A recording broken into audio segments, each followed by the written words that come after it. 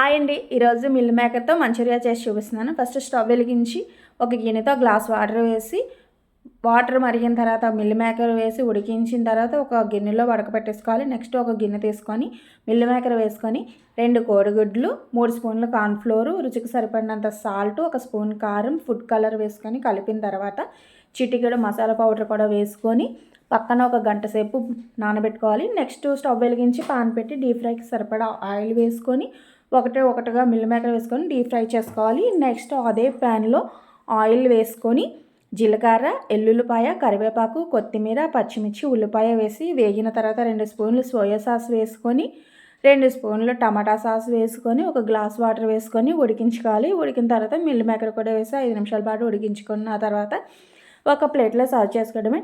Tasty meal maker manchuria ready అయిపోయింది. ఇలాంటి videos కోసం మా ఛానల్ సబ్స్క్రైబ్ చేయండి, లైక్ చేయండి, షేర్ చేయండి, కామెంట్ చేయండి.